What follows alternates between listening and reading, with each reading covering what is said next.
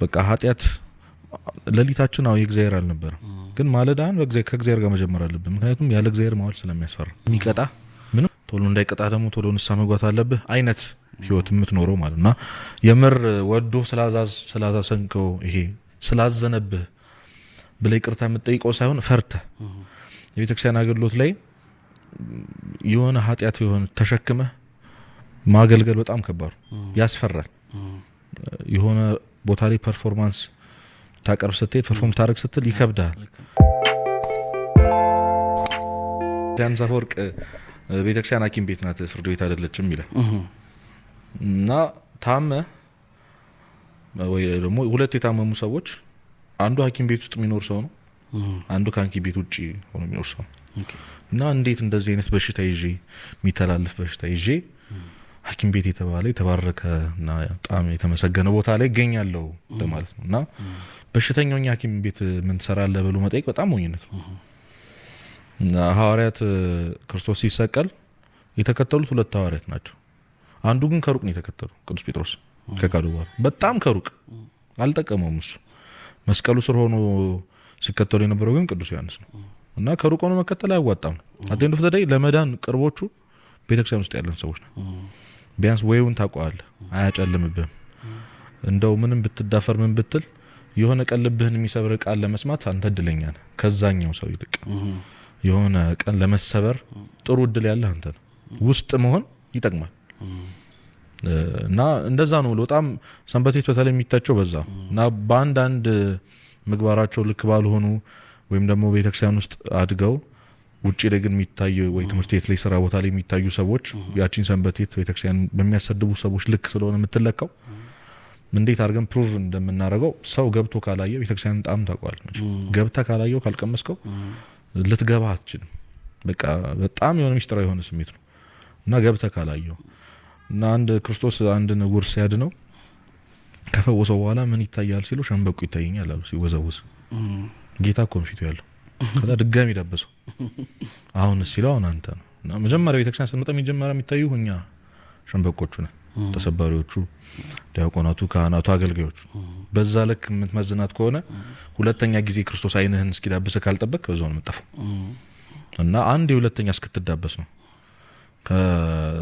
ከአገልጋዮቹ ጀርባ ያለውን ክርስቶስ መንፈስ ቅዱስን ማየት እስክትጀምር ነው እንጂ በጣም ውብ ናት በቃ በተለይ ሰንበቴት በጣም ውብ ናት ያንን ነው እና እግዚአብሔርን ማወቅ እንዳልከኝ ነው ለአንተ አሁን ብዙ ሰው እግዚአብሔርን ቴዎሎጂ ገብቶ ያውቀዋል በህይወቱ ገብቶ ያውቀዋል መጽሐፍ ቅዱስ ያነባል ብዙ ሰው ብያስባለሁኝ አሁን ደግሞ የመጣ ብዙ አዳዲስ ነገሮች አሉ ሰዎች ለሃይማኖታቸው በአንድም በሌላም ቀናይነታቸውን ለማሳየት ይሞክራሉ ግን እንደ ቤተክርስቲያን አስተምሮ እግዚአብሔርን ማወቅ ማለት ምን ማወቅ ነው ምን ስታቅ ነው ይሄ ሰው እግዚአብሔርን በርግጥም አውቋል የሚባለው ምን ሲያውቅ ነው ቴዎሎጂና ቴዎሲስ ነው ስለ እግዚአብሔር ማወቅና እግዚአብሔርን ማወቅ በጣም ዲፈረንስ ያላቸው ነገሮች ናቸው እንደኔ ኤክስፒሪየንስ ስላወራ ቤተክርስቲያን በጣም ጥልቅ የሆነ አስተምሮ አላት በዚህ ጉዳይ ግን ቀደም እንዳልኩ እኛ ምን ስለው እግዚአብሔር ነበር በቃ ሰንበቴት ውስጥ ወይም ደግሞ ቤተክርስቲያን አገልጋይ ሆነ ስንኖር ዝም ብለህ የምታገለግለው የምትገዛለት የሆነ ንጉስ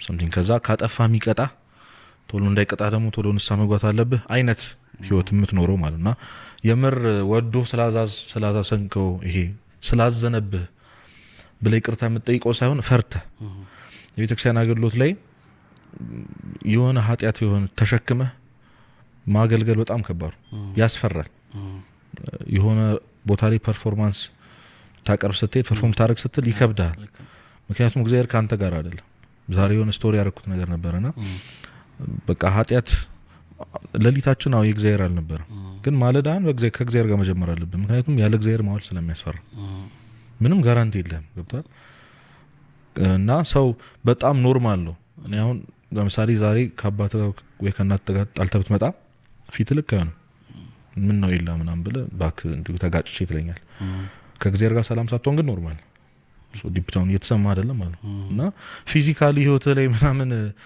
ኢፌክት የሌለው እግዚአብሔር አስበው እስኪ ማይደብርህ አስበው አሁን ንስሐ ያልገባን በጣም ብዙ ሰዎች አለ ግን ኖርማል ነው ላይፋችን ምንድን የተፈጠረው ላይ ከአንድ ከምትወደው ሰው ጋር ተጣልተህ ቶሱን ታክሲ ውስጥ የሆነ ሰው ቢያበሳጭ ቀን ይበላሻል በዚህ ልክ ሴንሲቲቭ የሆንክ ሰው ከእግዚአብሔር ጋር ሳትሆን መኖር ግን ላይክ ምንም ኢምፓክት የለውም ህይወት ላይ ሊያሳስበህ ነው የሚገባው። ይሄ በጣም ኖርማል መሆን በጣም ያ ማለት እግዚአብሔርን አለማወቅ ማለት ነው።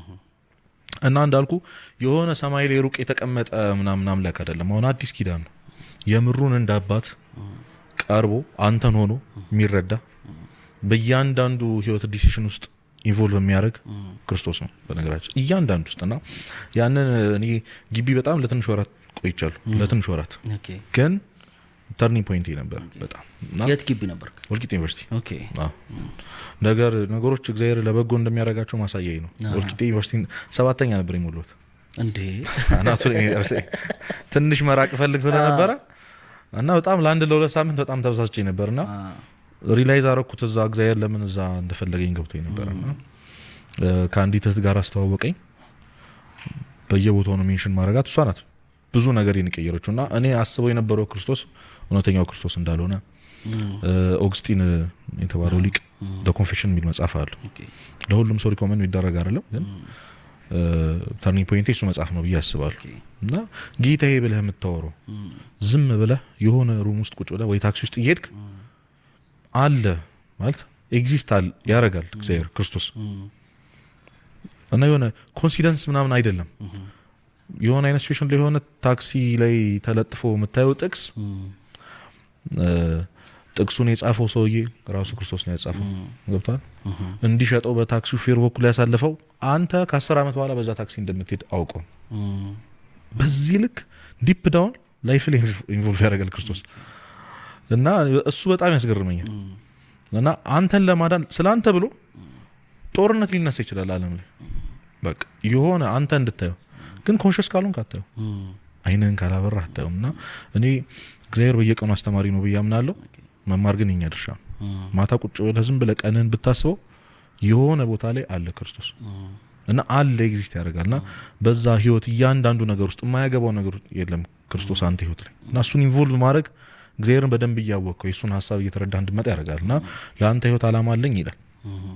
አሁን ይሄ መክሊትን ማግኘት ጸጋን ማግኘት ናን ይባላል።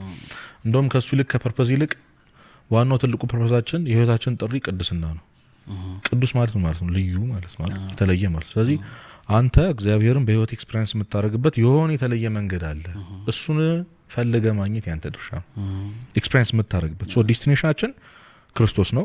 በቀላል ምሳሌ ልስጥ። የሆነ ቦታ መሄድ አለብን፣ ግን በተመሳሳይ መንገድ አይደለም ግዴታ መሄድ ያለብን። ያ ዴስቲኔሽን ክርስቶስ ነው። በዶልፊን ልትሄድ ይችላል፣ በቪኤት ልትሄድ ይችላል፣ በእግርህም ሂድ፣ በባጃጅም ሂድ፣ ግን ሂድ። ሶ ያ የምትሄድበት መንገድ አሁን ሰው እግዚአብሔርን ማወቅ የምትለው ህይወት ውስጥ ለመግባት ግዴታ መንኩስና ውስጥ መግባት ወይ በጣም የሆነ ጭምት የሆነ መንፈሳዊ ህይወት ውስጥ መግባት እንዳለበት ይሰማዋል። እኔ ሰው በጣም መረዳት ያለበት አሁን ባለህበት ሙያ ውስጥ ክርስቶስን ማግኘት ትችላል፣ እንዲኖር እንዲገኝ ማድረግ ትችላል፣ ሁሉን ለእግዚአብሔር በማድረግ ውስጥ ማለት እና ይሄ በጣም ዲፕ የሆነ ብንሄድ ማያልቅ ነገር ራስን መካድ ይመጣል እዚህ ውስጥ። በቃ ክርስቶስን አንተ ይሄ መቅጃ ነህ እና ውስጥ ያለውን አንተነትን ካልደፋው እሱ ሊገባ አይችልም። ስለዚህ ይሄን መቀየር አይደለም ያንተ ድርሻ፣ ውስጥ ያለውን ማውጣት ሶ እኔነትን ፍላጎትን ለራስህ የነበረው ነገር ሁሉ ለእግዚአብሔር ማድረግ ኢንቴንሽን ማለት ነው። እና ኢንቴንሽን ማለት በጣም ትልቅ ኮንሰፕት ነው። ስለ ማለት ነው። አሁን ለምን የሚለው ጥያቄ ለብቻዋ እና ምን ማለት ዋት ነው። ዋይ ማለት ስለምን ብለህ ነው የምታረገው? ይሄንን ምክንያትህ ምንድነው ነው። ሶ ለእያንዳንዱ ለምታረጋቸው ለምትወስናቸው እኔ እናንተ ቁጭ ብለን እያወራን አይደል? ለምንድን ነው? እሺ ስለማን ነው? ያ ባይዘ እንድትጸድቅም እንድትኮነንም ያደርጋል።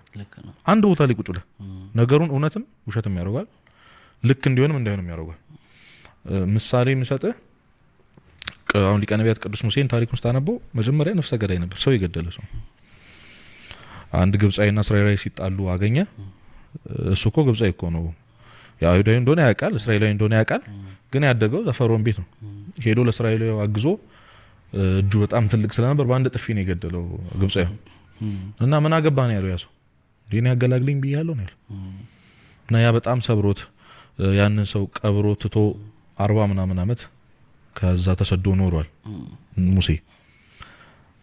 ከዛ ሌላውን በአዲስ ኪዳን ደግሞ ምሳሌ ስጥ፣ ይሁዳን አስበው። ይሁዳ ደግሞ ክርስቶስን ስሞታል፣ ግን የሳመው ለካዶና አሳልፎ ለሰጣቸው ለአይሁዶች ምልክት ለመስጠት ነው። በእነዚህ በሁለት ሰዎች መካከል ልዩነት አለ፣ መግደልና መሳም። መግደል በጣም ትልቅ ኃጢአት የሆነ ነገር ነው፣ ክፉ የሆነ ነገር ነው። መሳምስ በጣም የፍቅር ምልክት ነው። ሁለቱ ስለምንድን ነው ያደረጉት?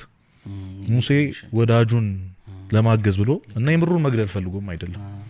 ግን ገዳዩን ሙሴ እንግዲህ አትግደል የሚል ህግ የሰጠው እግዚአብሔር አስበው፣ የሳመውን ይሁዳ መጨረሻውን ደግሞ ታውቋል። ስለዚህ ስለምንህ ነው የሚያድን? ሐኪም ከሆንክ የምታከመው ለምንድን ነው? ለማን ብለህ? ሹፌር ከሆንክ እያንዳንዷን ነገር ስለ እግዚአብሔር ብለህ ማድረግ ትችላለህ። እያንዳንዷን ነው የምልህ። እና ለዛ ቅዱስ ጳውሎስ እንደውም አንደኛ ቆሮንቶስ ላይ ብትበሉም ብትጠጡም አንዳች ነገር ሁሉም ነገር ብታደርጉ ሁሉን ነገር ስለ እግዚአብሔር ክብር ብላችሁ አድርጉት። ይህን ማድረጌ እግዚአብሔርን ያከብረዋል። አሁን መንፈስ ህይወት ላይ መዘነጥን እንዴት ታየዋለህ? ይላ ጥሩ መልበስን እኔ አሁን በጣም ይከብደኝ ነበር። የሆነ ጊዜ በቃ አስተዳደጋችን ነው። ብዙ ልብስ ኖሮኝ ሳይሆን ትላንት የለበስኩትን ዛሬ መድገም አለ። ቢያንስ ግራ አጋባሃሉ ወይ ሸሚዝ ቀይሬ ወይ ቲሸርት ቀይሬ የተለያየ ልብስ ምናምን እንደለበስኩ አድርጌ ላስመስል ይችላል። የሆነ ጊዜ ቅዱስ ዮሐንስ አፈወርቅ የእሱን መጽሐፍ በጣም በቃ በልጅነቴ ስላነበብኩ አይጠፋኝም። አሁን በእያንዳንዱ ጉዳይ ያለው ነገር ትዝ ይለኝ። ለዛ ነው ካፊ ማይጠፋ። እና አንተ ልብስና ጫማ ስትቀያይር በአንድ ልብስና በአንድ ጫማ ስንት ዓመት የቆየው ሰው አንተን አይቶ እግዚአብሔርን ያማራል አለና በቃ በጣም ነው የደነገጥኩት። እና ከዛ በኋላ ከበደኝ፣ የምርም ከበደኝ። እና እግዚአብሔር የምር እንዲህ ነው ወይ የሚፈልገው? ደግሞ እሱ በጣም ኮንፊውዝ ያደርጋል። ትንሽ በዛ ከቆየ በኋላ ደግሞ ራሱ ቅዱስ ዮሐንስ አፈወርቅ ይመልስልሃል። ጥሩ መልበስን ስለ እግዚአብሔር ካረከውም ጽድቅህ ነው። ገብቶሃል? ቢያንስ ክርስትናን አታሰድብ። ክርስቲያኖች ተብሎ እንዲወራ ታደርጋለህ። እግዚአብሔር እንዲከበርበት ታደርጋለህ። ቤተክርስቲያን አገልጋይ ነው። የእግዚአብሔር ልጅ ነህ አንተ፣ ልዑል ነህ፣ የንጉስ ልጅ ነህ። ከዛ ኢንቴንሽን ካየው ሁለት ተቃራኒ የሆኑ ነገሮች ስለ እግዚአብሔር ተብሎ ቢደረጉ ልክ ይሆናሉ። ኃጢአትን ግን አይጠቅልም። እና ብዙ ነው ማብራሪያው። በእነዚህ ግን እኔ ትንለዋለሁ። ከዚሁ ጋር በተያያዘ እጥፍ እንድንልበት የፈለግኩት ጉዳይ መንፈሳዊነት እና እንግዲህ ቃሉን ልጠቀመው ክርስቲያናዊ ስሜታዊነት ልበለው። እኔ ለጊዜው ስናገኝ በወል ስም እንጠራዋለን። ክርስቲያናዊ ስሜታዊነት እና መንፈሳዊነት መሀል ምንድን ነው ልዩነቱ? ራሴ ላይ የማያቸው ስሜቶች አሉ። ለምሳሌ ጾም ሊገባ ሲል የሚሰማኝ ስሜት አለ፣ ወይ በዓል ሊደርስ ሲል የሚሰማኝ ስሜት አለ፣ ወይ ጥምቀት አካባቢ የሚሰማኝ ስሜታዊነት አለ። በቃ በአሁኑ እንዲህ ነው፣ በአሁኑ እንዲህ ነው አይነት ነገር። እያረኳቸው ያሉትን ነገሮች ቶሎ ቶሎ ፖስት የማድረግ መንፈሳዊ ጉዳዮች እንዳለ ለሰዎች ሼር የማድረግ ጉዳይ፣ እያንዳንዱ ቸርች በሄድኩ ቁጥር የመፖስት የምን ጉዳይ አለ። በተመሳሳይ ደግሞ መንፈሳዊነት የሚባል ከራስ ጋር ያለ የጸጥታ የሆነ አውድ ያለ ይመስለኛል። በአንተ አረዳድ በንባብህም እና ደግሞ ሁለቱም ላይ እንዳለህ ሰው ወጣቶቹም ጋር በደንብ አለህ፣ ቤተክርስቲያኒቷም ጋር በደንብ አለህና ክርስቲያናዊ ስሜታዊነትና መንፈሳዊነትን በምንድን ነው የምናውቀው ልዩነቱን? በጣም ወሳኝ ጥያቄ ነው። ይህን ጥያቄ ሰው መጀመሪያ ራሱን ነው መጠየቅ ያለበት። እና ኮንሽስ መሆንን የመሰለ ነገር የለም። ክርስትና ላይ በጣም ገንዘብ ማድረግ ያለብን ነገር ቆም ብሎ ማሰብ ነው፣ ካልም መሆን ማለት ነው። ሶስት አካላት ናቸው እኛ ላይ ያሉት። እግዚአብሔር አለ፣ አንተ ራስ አለ፣ ከዛ ሰዎች አሉ፣ ከዛ ሰይጣን አለ ጭማሪውን ደግሞ ታስባለ። እና ነገሮች ወይም ደግሞ አንተ ውስጥ እየመጡ ያሉት ነገሮች ይሄ ነገር ከማን ነው ማለት አለብህ። ከምንድን ነው እየመጣ ያለው? ቅድም ኢንቴንሽን እያልኳን ነበር። ይሄን ነገር ለምንድን ነው እያደረኩ ያሉት? ምንም ነገር ከማድረግ በፊት በእያንዳንዱ ቅድም እንዳልኩ በቃ ክርስቶስ ኢንቮልቭ ስለሚያደርግ እያንዳንዱ ዲሲሽን ውስጥ ከክርስቶስ የመጣ ሀሳብ ነው ወይ? ይሄ መንፈስ ቅዱስ ነው ወይ?